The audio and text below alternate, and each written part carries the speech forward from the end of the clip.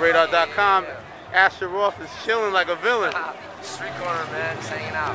Right before your show. So what do we? I heard you're a great live performer, man. So what's your strategy? What's your mind state before you do a show? I mean, the way I see it is just kind of like if I'm not having fun, the audience probably isn't having fun. You know what I mean? So my main thing is to go up there, have a good time, just like do what I have to do, and make sure that the audience knows that they're appreciated, knows that they're involved, get them involved. But the audience is going to give you different energy, you know what I mean? So like every show is different based off of like the crowd that's there. So I always kind of, if the crowd's not into it and they're kind of like, some people, you know, they don't necessarily have to clap or wave their hands to be having a good time. But on the same tip, like if they're not into it, I give them a hard time. I let them know that, like, yo, come on, you gotta tell them they're whack. Exactly. So I'm not scared to call a crowd out, but man, like, it's all about having a good time. That's what they came to do anyway, you know? How familiar are they usually familiar with your material, like some of the mixtape stuff? Not entirely. Some stuff, like some of the Greenhouse Effect mixtape, and I mean, I can't blame them because the Sleep in the Bread House didn't drop yet. Like, they can't be familiar with the shit off that except for College, and Lark on my go-kart dropped the other day. So that was good, man. Thanks, what was the thought behind leaking that? Did you find it out? With College and shit, it's just kind of like College is just so, you know, lazy. It's very much a song for people of all ages in like the mainstream. And Lark was just kind of like, look, you guys want wordplay, you want to see that I can do this whole thing creatively and can rap, here you go. You know what I mean? It's also the intro to my album, so it's just to build excitement. And I mean, I don't want to hide the music. I want people to hear that shit, you know? That track is hot. Who did the track? Man. My man Oren Yoel, who actually did 9 of the 12 records on the album. And Oren is just like, as much as it's my debut, it's his debut too. He is a beast of a beast. That track is hard. Thanks, man. So the whole album is done? Album's done. It's actually mastering. It got mastered yesterday. Oh wow. So we got a full album, and like I like to say that it's actually an album. It's not just a compilation of songs. So we got CeeLo on there.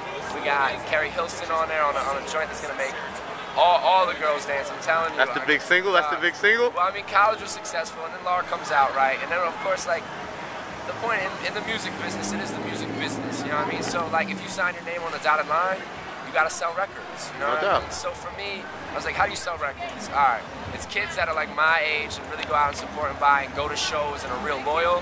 And the girls, man, the girls are very loyal fans. If they like something, they're gonna be tapped into everything that you're doing. So I always, in that formula, you have linked in the G, you know what I mean? You got the G in there for the girls, and like you can't ignore them, you know what I mean? You can't ignore the females, and not to mention, I mean, they make the world go round. You single out there? You single guy? I am, man. I'm a single man. I'm just kind of chilling. I mean, it's not fair for me or any chick to try to pretend like I'm in a relationship. I got too much wildness coming my way, but because we're used to white rappers having psychotic girlfriends. We don't want that to happen for you, man. I don't need that headache in my life. So for now, it's enough to take care of me, man. You know what I mean? So it's going to be 12 songs on the album? 12 songs on the album. That way it's not overkill. Not to mention, you know, like they put caps and shit on it. Like I said, this is the music business, so you got to compromise. You got to play. I got to play my game by their rules. You know what I mean? And hopefully get to the point. Where I can just do whatever the F I want to do, you know what I mean? Let's talk about that, because it seems like a lot of your peers, you know, you're one of the young MCs everybody's looking at. You know, Cuddy, Charles, all these guys. It seems like a lot of them, from talking to them, you know, they have their problems with the pressures of all that and the label situation and stuff like that. You seem like your spirit seems to be real kind of more carefree with it or positive with it. You know, how have you dealt with that? You know? I mean, I deal with it by not dealing with it. You know what I mean? Lucky for me, I have a good team around me. I can't say enough about, like, this is very much a team sport. You need an offensive line. You need your starting five. You know what I mean? You can't do this all by yourself. So one, that, and two, like, it's really a mental game, man. Like, it's like acting. Like, acting, the key to acting is not acting.